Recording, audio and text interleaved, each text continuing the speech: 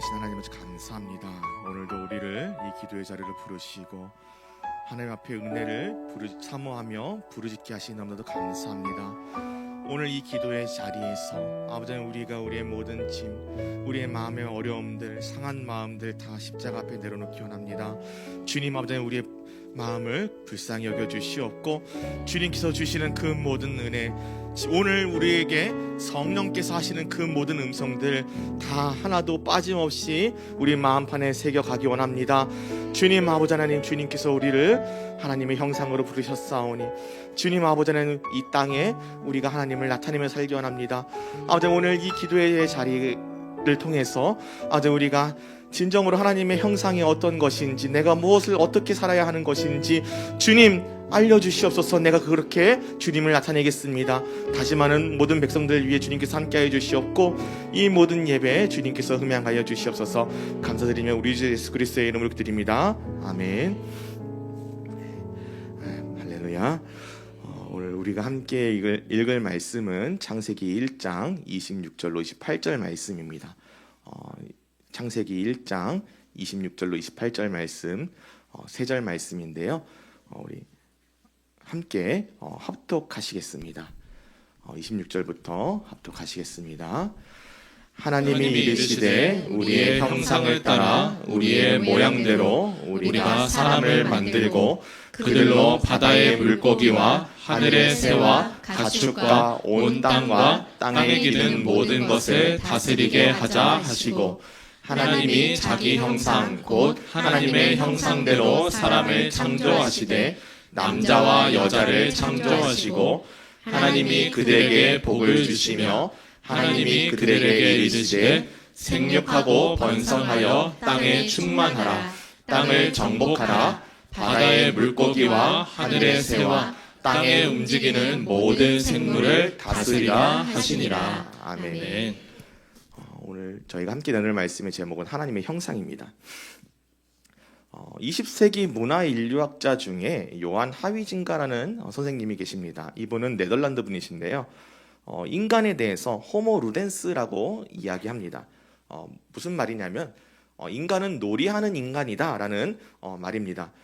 그는 인간이 특별한데 무엇이 인간을 특별하게 만드느냐? 인간이 놀이하는 존재이기 때문에 특별하다라고 본 것입니다. 그래서 복잡한 사회와 문화의 발달 이면에는 인간이 놀이하는 그 본성이 인간의 사회 발달을 이끌어가는 원동력이 되었다, 이렇게 봤습니다.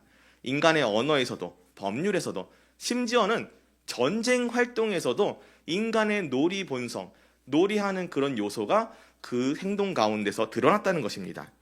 그러므로 호모 루덴스를 통해서 요한 하위징가 선생님이 주장하고 싶은 것은 인간의 모든 활동과 인식, 사회 문화의 저변에는 인간이 고대로부터 계속해서 간직해온 놀이를 토대로 인간의 사회가 발전하고 있다. 인간의 사회 발전에는 놀이가 그것이 원동력이 되고 있다, 이렇게 보고 있습니다. 그런데 이 선생님의 주장에는 좀 설명이 안 되는 부분이 하나 있습니다. 그것은 이 호모 루덴스라는 이론이 인간의 각각의 활동에 어떠한 놀이적인 요소가 들어있는지는 설명을 해주는데, 그래서 인간만의 특별함을 이 놀이가 어떻게 이끌어내는지를 설명하지 못합니다. 왜냐하면 인간만이 놀이하는 존재가 아니기 때문입니다. 집에 강아지나 고양이를 키우시는 분들은 아시겠지만 열심히 잘 놉니다. 예. 그리고요, 포유류뿐만 아니라 파충류, 조류, 어류에 이르기까지 놀이를 즐기는 생물들이 너무나도 다양하다는 것입니다. 그래서 이 호이징가 선생님이 주장하는 놀이는 인간이 어떻게 좀 더 잘 발달했는지는 설명해 줄 수 있어도 어떻게 다른 동물들과 구별돼서 발달했는지를 설명해 주기는 조금 무리가 좀 있습니다. 그러면 무엇이 인간을 특별하게 만들어줄까요? 약간의 과장을 섞는다면 아마도 인류의 역사란 인간의 기원, 인간의 특별함을 탐구해온 역사라고 봐도 무방할 것 같습니다. 그만큼 오래전부터 많은 학자들이 인간에 대해서 탐구해왔고요, 제각기 저마다의 기준을 들어서 인간의 존재를 설명하고자 노력해왔습니다. 그래서 어떤 학자들은 인간이 특별한 이유는 인간의 높은 IQ 때문일 것이다 라고 주장을 합니다. 그래서 존재의 특별함을 IQ가 높기 때문이라고 주장하는 만큼 인간만큼 IQ가 높거나 아니면 다른 동물들에 비해서 특별하게 IQ가 높은 동물들은 먹으면 안 된다라고 주장하기도 합니다. 그런데 이 사람들의 주장에도 주장이 약해지는 이유가 하나 있습니다. 그것은 생각보다 동물들의 지능이 높다는 겁니다. 우리가 가정에서 많이 키우는 개의 경우에 평균적인 지능이 IQ 한 60 정도 된다고 합니다. 그리고 우리가 없어서 먹는 돼지는 생각보다 IQ가 더 많이 높습니다. 75에서 80 정도가 된다고 합니다. 돌고래도 80 정도, 범고래도 90 정도, 그리고 인간 이외의 생물 중에 가장 높은 지능을 기록한 보노보 침팬지의 경우에는 120까지도 기록이 되어 있습니다. 그러면 사람의 IQ는 어떻게 될까요? 사람의 IQ. 사람의 IQ는 딱 평균이 100입니다. 그리고 인간의 47%의 인구가 IQ 90에서 109 사이에 위치해 있습니다. 인간의 절반이 IQ 90에서 109 사이. 그러니까 이제 절반 이상은 이제 침팬지보다 조금 낮은 겁니다. 전체 인구의 95%의 사람들이 IQ 70부터 130 사이에 골고루 퍼져 있습니다. 이 얘기는 사람이 사람일 수 있는 이유가 IQ가 높냐 낮냐에 따라 달려있지 않다는 겁니다. IQ가 높다 그래가지고 사람이 특별하게 되는 거면 침팬지가 사람이 됐어야 됐는데 다행히도 그런 이유는 아니었던 것 같습니다. 또 어떤 사람은 인간이 특별한 이유를 인간은 두 손이 자유롭지, 그리고 두 손으로 사용하는 도구가 있지, 도구를 자꾸 사용하다 보니까 머리가 똑똑해진 것 같아. 그래서 좀 더 복잡한 사고를 할 수 있게 됐고 사회가 발달한 것 같아. 인간의 특별함은 도구야 라고 생각하는 사람들이 있습니다. 그런데 이것도 안타깝지만 정답은 아닙니다. 왜냐하면 생각보다 도구를 사용하는 생물들이 많습니다. 우리가 도구를 사용하는 걸로 아는 생물들 많습니다. 영장류, 특히나 나뭇가지 가지고서는 흰개미 잡아먹고 꿀 찍어 먹고, 심지어는 그 쪼개가지고 이빨도 쑤시는 그런 이제 침팬지들, 뭐 이런 애들뿐만이 아니라 다른 포유류라든지 조류라든지, 심지어는 악어 같은 파충류도 나뭇가지를 이용해서 백로를 잡아먹습니다. 어떻게 잡아먹냐면요, 자기 콧잔등이 위에다가 나뭇가지를 올려놓고 기다립니다. 그러면은 백로가 둥지를 짓기 위해서 나뭇가지를 물러왔다가 냉큼 먹히는 겁니다. 그리고 물고기도 도구를 쓰는 게 발견이 됐습니다. 조개류를 먹는 물고기들이 강바닥에 있는 바위에다가 냅다 조개를 내리친다고 합니다. 그러면 조개가 깨져서 속살이 드러나면 그것만 쪼아 먹는 겁니다. 예를 들어서 개도 이제 요 개도 도구를 씁니다. 이제 어떤 도구냐면 말미잘입니다. 자기 집게발에다가 말미잘을 붙여놓고 막 흔들어요. 그래가지고 이제 이 개의 별명이 그 폼폼 흔든다고 폼폼개입니다. 이제 응원하는 것처럼 보인다고. 하지만 이거는 자기를 지키기 위해서 말미잘을 흔드는 겁니다. 요거 말미잘 도구 알지? 말미잘. 야, 오지마. 요렇게. 이런 식으로 인간을 제외한 다른 동물들, 심지어는 개가 어떻게 도구를 쓴다고 생각해 보셨습니까? 아니죠. 거기다가 이제 똑똑하기로 유명한 이제 문어도 도구를 씁니다. 코코넛 껍질 2개를 가지고 빨판 가지고 해서 나는 코코넛이야, 너네는 나를 먹을 게 없어, 이렇게 위장한 듯 쓰기도 합니다. 그러다 보니까 도구를 사용한다는 건 역시도 인간의 특별함을 설명해 주기에는 조금 부족합니다. 이제 인간이 이렇게 왜 특별한지를 설명하기 좀 어렵다 보니까 어떤 사람은 좀 헷가닥 돌아버린 것 같은 소리를 하기도 합니다. 죄송합니다. 근데 너무 이제 어이없는 소리를 하길래 제가 이제 이런 사람도 있다라고 소개만 드리겠습니다. 인간이 외계에서 지구라는 행성으로 유배를 왔다. 지구는 인간의 감옥이다라고 주장하는 사람이 있습니다. 그 근거로 인간에게는 다른 생물들에게는 없는 특별한 유전자들이 몇백 가지가 있을 뿐더러 인간이 지구상의 다른 동물과는 다르게 유난히 질병과 세균에 취약하다. 또 태양빛에 너무나도 취약하다. 다른 생물들에 비해서 태양빛을 활용을 너무 못한다. 그리고 인간이 직립보행을 하기 때문에 생기는 많은 허리 질환들과 그런 만성 통증들은 인간이 무언가 중력이 더 낮은 곳에서 진화를 한 상태로 왔을 것이다라고 주장을 하는 겁니다. 그래서 이런 이론은 학계에서는 전혀 인정도 받지 못할 뿐더러 이제 증명된 사실도 없고 그냥 논리적인 비약입니다. 그래서 그래서 이 역시도 그냥 이 사람이 조금 이제 특별한 사고를 한다라는 것만 증명됐을 뿐이지 인간의 기원이 어디서 왔는지 인간이 왜 특별한지를 알려지는 못합니다. 그렇다면 인간을 무엇으로 인간이 되게 할까요? 왜 인간은 특별하게 이렇게나 우리가 이렇게 모여 있을까요? 다른 동식물들과 차별성을 갖게 되는 이유가 뭘까요? 제가 주일학교 학생 때 전사님한테 물어봤습니다. 전사님, 사람은 왜 특별한가요? 그러니까 전사님이 이렇게 얘기하십니다. 용이야, 사람이 다른 동물들과 다르게 특별한 거는 사람에게만 영혼이 있기 때문이야. 동물들도 사람처럼 흙으로 지어지긴 했지만 동물들에게는 영혼이 없어서 감정을 느낄 수 없거든. 영혼이 있는 사람만이 진짜 감정을 느낄 수 있고 동물들은 감정을 흉내낼 뿐이야.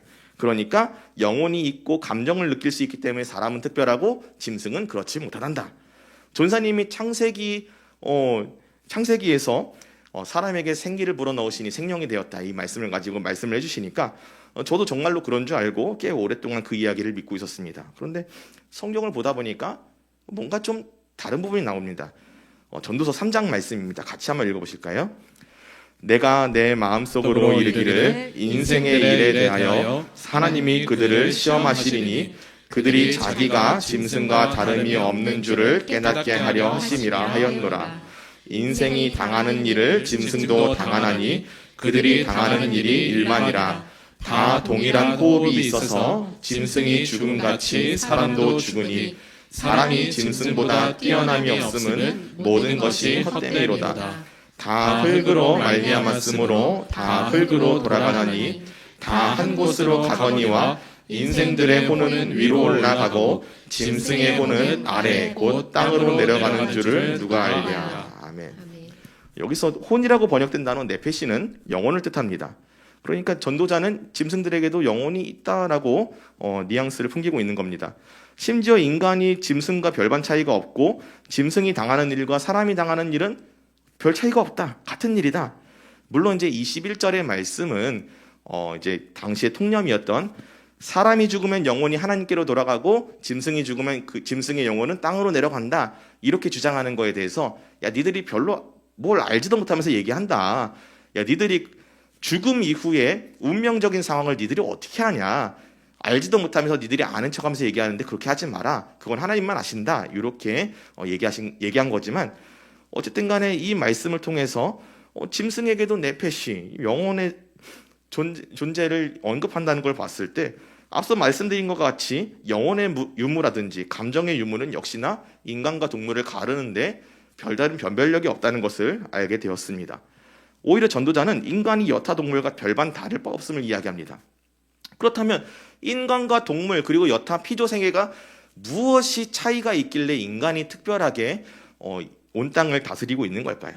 무엇이 사람을 사람 되게 만들고 무엇이 다른 피조물과 사람을 구분되게 만드는 걸까요? 그것은 바로 사람이 하나님의 형상으로 창조되었기 때문입니다. 하나님께서는 분명히 창세기 1장 26절 말씀을 통해서 사람은 하나님의 형상으로 지음받았다고 이야기하고 있습니다. 창세기 1장 26절을 제가 한번 읽어보겠습니다.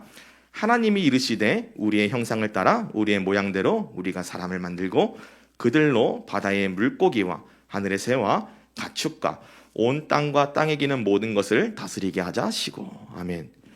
성경은 수많은 학자들이 고민하고 연구하고 시행착오를 거쳐서 온 연구 주제인 인간은 왜 특별한가? 인간은 어디서 왔는가? 인간의 기원은 어디인가에 대한 얘기를 간단하게 한 줄로 요약해서 얘기해 주시고 계십니다. 하나님이 이르시되 우리의 형상을 따라 우리의 모양대로 우리가 사람을 만들고 그들로 바다의 물고기와 하늘의 새와 가축과 온 땅과 땅에 기는 모든 것을 다스리게 하자 하시고. 그러면 도대체 이 간단한 거 대놓고 알려주시는데 왜 몰랐을까요? 아니요, 그들도 알았죠. 알았는데 믿기 싫었을 뿐입니다. 왜냐하면 이것이 바로 인간의 죄악 때문입니다. 아담의 범죄로 인해서 모든 사람은 죄로 인해 타락해버렸습니다. 그렇기 때문에 사람은 하나님이 정하신 모양에서 벗어나서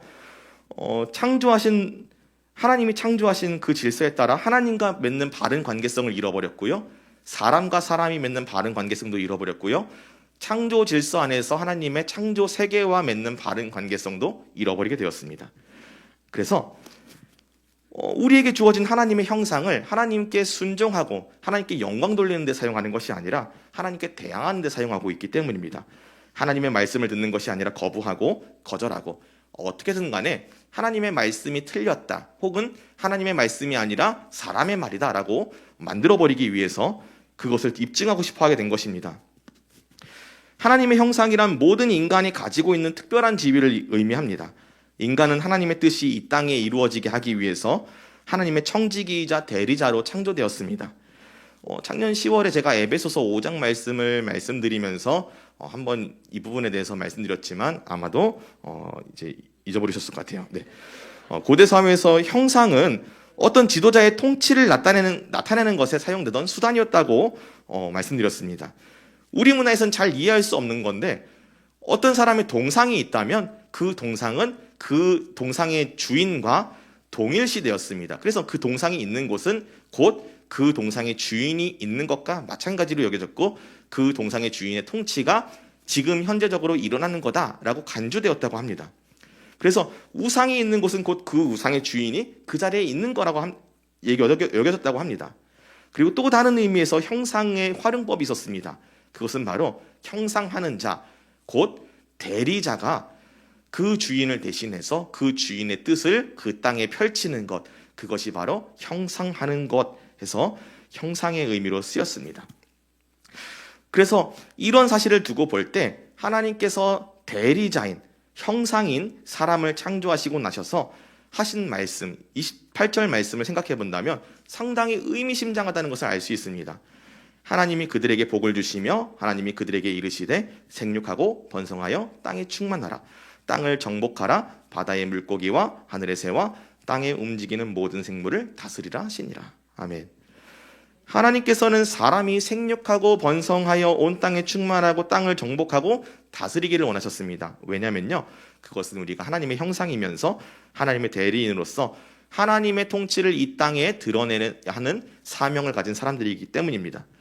비록 사람은 아담의 범죄로 말미암아 타락해지고 부패해버렸지만 하나님께서는 여전히 사람이 하나님의 형상이라고 선포하십니다. 창세기 5장에서 셈이 그 아버지 아담의 모양과 형상대로 태어났다라고 말씀하신 것처럼 하나님께서는 창세기 9장 6절의 말씀을 통해서 여전히 사람은 하나님의 형상이다라고 말씀하십니다. 제가 9장 6절 7절 읽어보겠습니다. 다른 사람의 피를 흘리면 그 사람의 피도 흘릴 것이니 이는 하나님이 자기 형상대로 사람을 지으셨음이니라. 너희는 생육하고 번성하여 땅에 가득하여 그 중에서 번성하라 하셨더라. 아멘. 하나님께서는 노아의 홍수 이후에도 그 사람들에게 여전히 너희는 하나님의 형상이야 라고 말씀하십니다. 그렇기 때문에 상대방의 피를 흘리는 것을 허용하지 않으셨습니다. 그 사람에게 칼을 휘두르고 피를 흘리게 해서 살인을 저지르는 것은 결국에는 그 형상의 주인인 하나님께 대하여 칼을 휘두르고 하나님께 대하여 살인을 휘두르는 거랑 같은 것이기 때문입니다. 또 하나님은 아담에게 주셨던 것처럼 생육하고 번성하여 땅에 가득하라고 명령하십니다. 여전히 사람에게는 하나님의 형상으로서 세상 가운데 하나님의 통치, 하나님의 통치권을 나타내는 의무가 남아 있었기 때문입니다.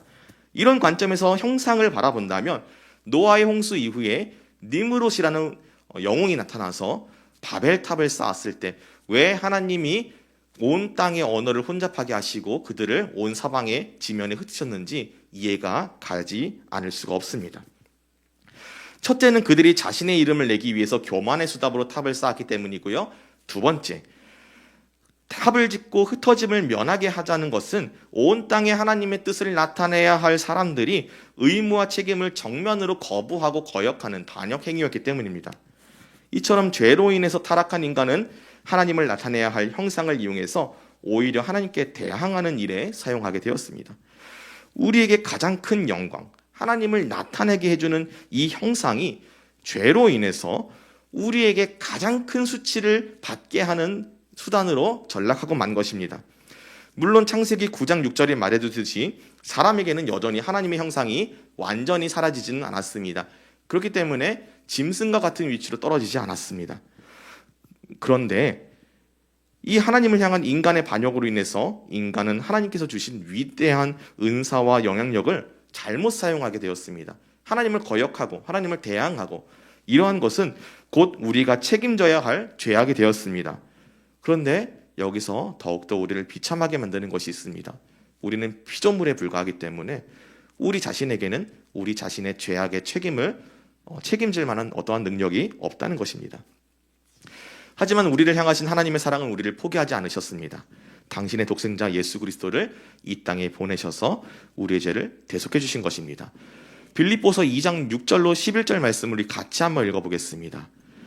그는 근본 하나님의 본체시나 하나님과 동등됨을 취할 것으로 여기지 아니하시고 오히려 자기를 비워 종의 형체를 가지사 사람들과 같이 되셨고 사람의 모양으로 나타나사 자기를 낮추시고 죽기까지 복종하셨으니 곧 십자가에 죽으시니라. 이러므로 하나님이 그를 지극히 높여 모든 이름 위에 뛰어난 이름을 주사 하늘에 있는 자들과 땅에 있는 자들과 땅 아래에 있는 자들로 모든 무릎을 예수의 이름에 꿇게 하시고 모든 입으로 예수 그리스도를 주라 시인하여 하나님 아버지께 영광을 돌리게 하셨느니라. 아멘. 우리가 여기서 주의 깊게 볼 것이 있습니다. 6절에 하나님의 본체 그리고 7절에 종의 형체라고 번역된 이 단어는 모르페라는 헬라어로 모양 혹은 형상이라는 뜻을 가지고 있습니다. 그러니까 이 말대로라면 우리 죄를 대속해 주시기 위해서 종의 형체, 종의 형상으로 오신, 사람의 형상으로 오신 이 예수님이 동시에 하나님의 형상이기도 하시다라는 것을 말해주고 있습니다. 그러니까 히브리서 기자가 말하듯이 예수님은 하나님의 형상이시다라는 것을 말해주고 있는 것입니다. 히브리서 1장 3절에는 이렇게 말씀합니다. 이는 하나님의 영광의 광채시요 그 본체의 형상이시라. 그의 능력의 말씀으로 만물을 붙드시며 죄를 정결하게 하시는 일을 하시고 높은 곳에 계신 지극히 크신 이의 우편에 앉으셨느니라. 아멘. 그런데 여기서 우리가 자칫하면 오해할 수 있는 게 있습니다. 우리도 타락하기 전에는 제대로 하나님의 형상이었는데 예수님도 하나님의 형상이라고?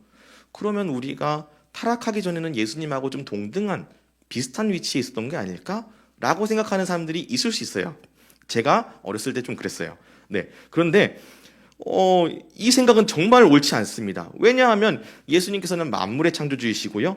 모든 권세와 주권이 다 예수님께로부터 나왔습니다. 그분을 위해서 있고요. 그분의 안에서 있을 때 그 존재가 성립이 됩니다. 골로새서 1장 15절 17절은 분명히 이렇게 이야기합니다.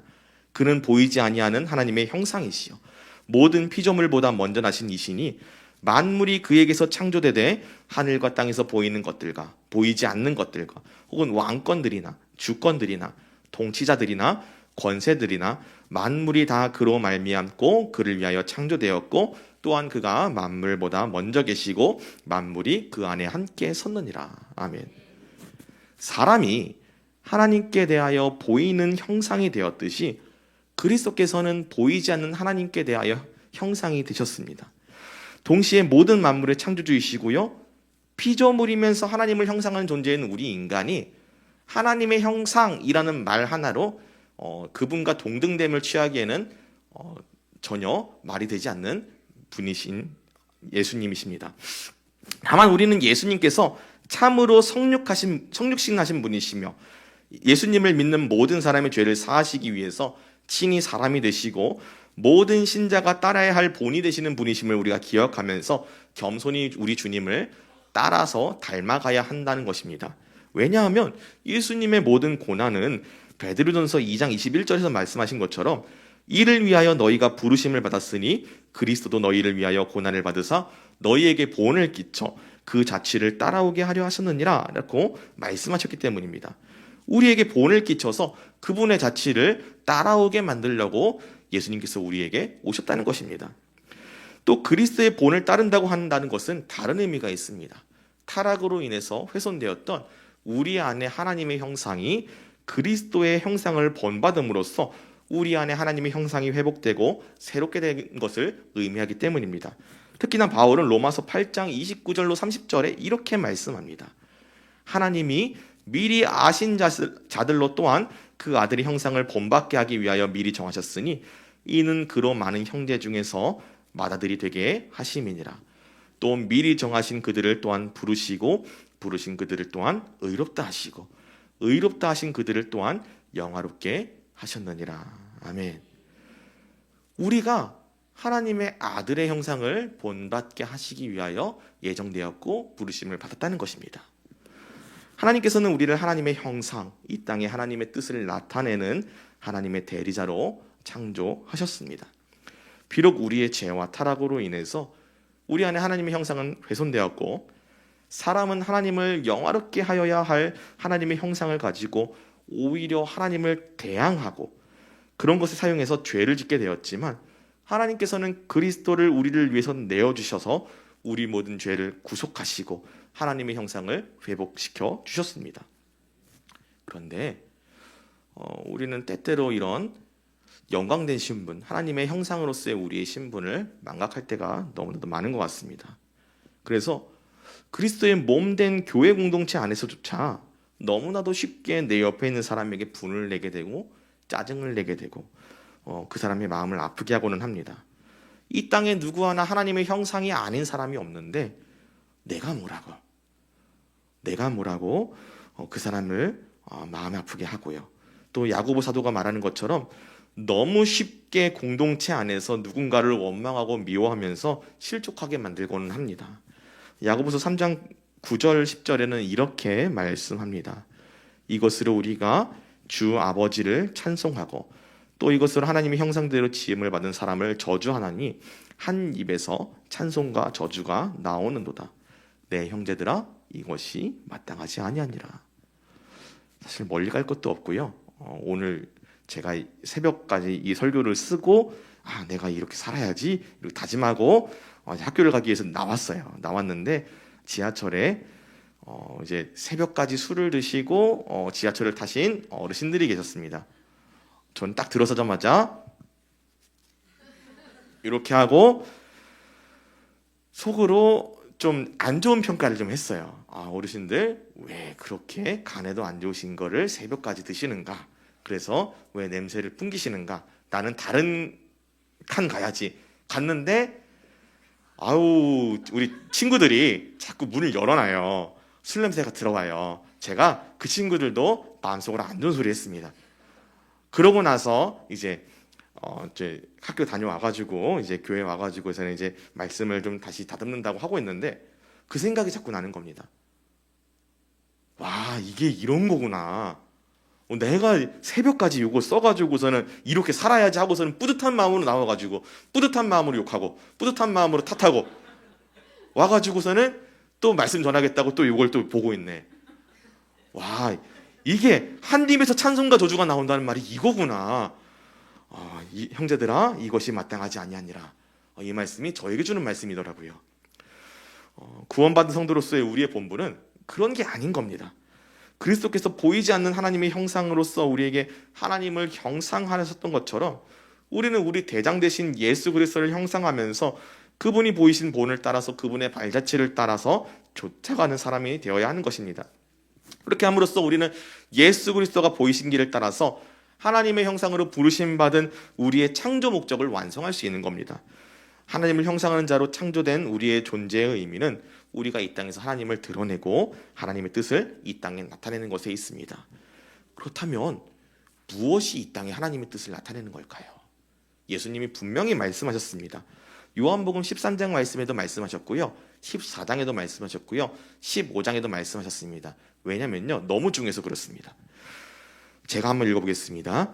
새 계명을 너희에게 주노니 서로 사랑하라. 내가 너희를 사랑한 것 같이 너희도 서로 사랑하라. 너희가 서로를 사랑하면 이로써 모든 사람이 너희가 내 제자인 줄 알리라. 나의 계명을 지키는 자라야 나를 사랑하는 자니 나를 사랑하는 자는 내 아버지께 사랑을 받을 것이요 나도 그를 사랑하여 그에게 나를 나타내리라. 아버지께서 나를 사랑하신 것 같이 나도 너희를 사랑하였으니 나의 사랑 안에 거하라. 내가 아버지의 계명을 지켜 그의 사랑 안에 거하는 것 같이 너희도 내 계명을 지키면 내 사랑 안에 거하리라. 내가 이것을 너희에게 이름은 내 기쁨이 너희 안에 있어 너희 기쁨을 충만하게 하려 함이니라. 내 계명은 곧 내가 너희를 사랑한 것 같이 너희도 서로 사랑하라 하는 이것이니라. 사람이 친구를 위하여 자기 목숨을 버리면 이보다 더 큰 사랑이 없나니 너희는 내가 명하는 대로 행하면 곧 나의 친구라. 아멘. 그렇게 말씀하신 대로 예수님께서는요, 우리를 위해서 십자가를 지심으로 우리를 위해서 목숨을 내어주셨고요, 우리를 지으신 그대로 회복시켜서 이 땅 가운데 그리스도 예수를 형상하며 살게 하셨습니다. 이제 우리가 지켜야 할 것은 명확합니다. 그것은 바로 우리가 서로를 사랑하며 사는 것입니다. 예수님은 우리에게 왜 서로 사랑하라고 하셨을까요? 이것은 하나님을 사랑하지 않으면 하나님의 형상으로 지음받은 내 형제 자매를 사랑할 수 없기 때문이고요, 내 형제 자매를 사랑하지 않는데 하나님을 사랑한다고 말하는 것은 거짓말이 되기 때문입니다. 그러므로 우리는 하나님의 형상으로서 나에게 맡겨진 나의 형제 자매들을 사랑함으로 우리가 그리스도의 제자인 것을 이 땅에 나타내야 합니다. 반드시 기억해야 할 것은요, 형상이 갖는 의미를 기억해야 합니다. 형상은 아까 전에 그 형상의 주인의 통치권이 그곳에 임한다는 것을 말한다고 말씀드렸습니다. 그러므로 우리가 서로 사랑하여서 스스로 우리가 그리스도의 제자인 것을 나타낸 그곳에 바로 하나님의 나라, 하나님의 통치가 나타난다는 것입니다. 하나님의 나라가 확장되는 것입니다. 우리는 우리의 창조 목적을 따라 생육하고 번성하여 땅에 충만하고 땅을 정복하고 땅을 다스리라 하신 그 하나님의 말씀처럼 우리의 각자의 삶의 자리에서 각각의 모습으로 하나님을 나타내며 드러내며 사랑하며 그곳에 하나님의 나라가 임하게 하는 하나님의 형상들이요, 하나님의 군사들입니다. 이것이 없이는 우리는 아무것도 아닙니다.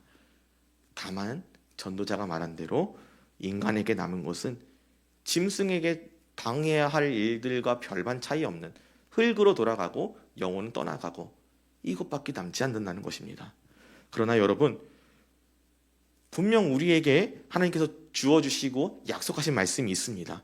그것은 우리를 부르신 바 그 목적대로 우리의 창조된 신분에 맞게 하나님과 우리 주 예수 그리스도를 형상하며 사는 사람들에게 우리가 다 수건을 벗은 얼굴로 거울을 보는 것 같이 주의 영광을 보매 그와 같은 형상으로 변화하여 영광에서 영광으로 이르니 곧 주의 영으로 말미암음이니라. 고린도후서 3장 18절에 말씀하신 대로 우리는 우리 주 예수 그리스도의 영으로 말미암아 그와 같은 형상으로 변화하여 영광에서 영광에 이르기까지 변하게 되게 된다는, 성화의 삶을 거치게 된다는 그런 약속을 주셨다는 겁니다.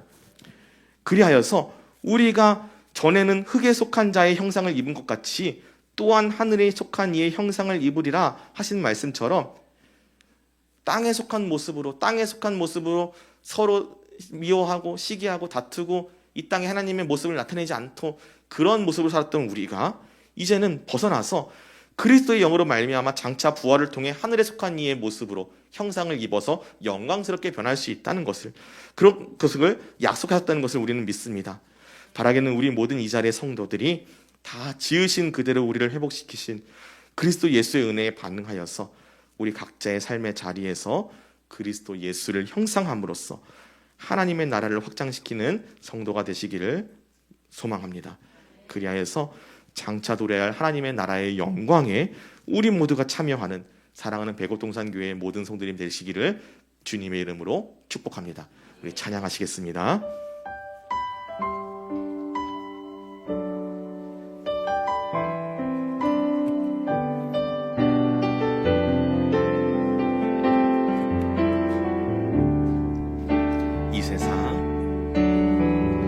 이 세상 가장 아름다운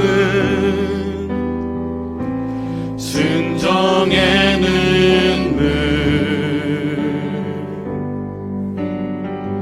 온 세상 다시 빛나게 한 생명의 눈물, 그가 이 땅에 오신 이유 죽어야 살게 되고 저야만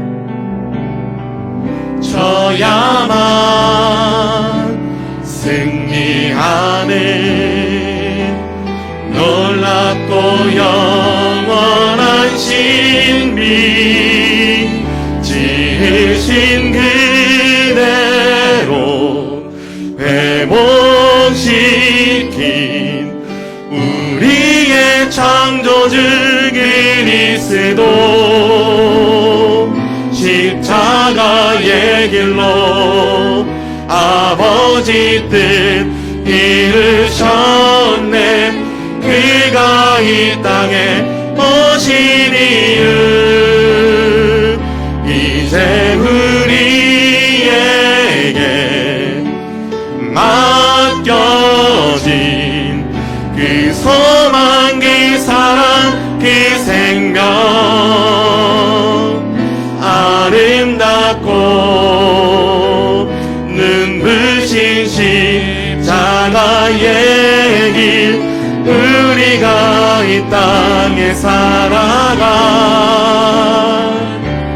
이유 지으신 그대로 지으신 그대로 회복시킨 우리의 창조주 그리스도 십자가의 길로 아버지 뜻 이루셨네. 그가 이 땅에 오신 이유 이제 우리에게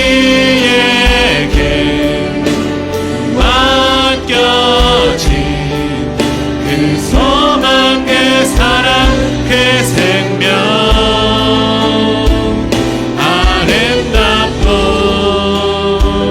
눈부신 십자가의 길 우리가 이 땅에 살아가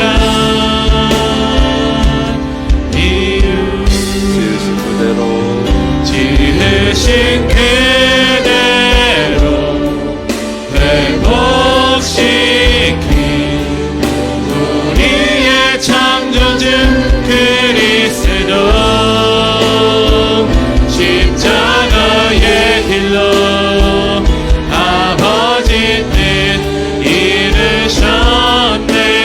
그가 이 땅에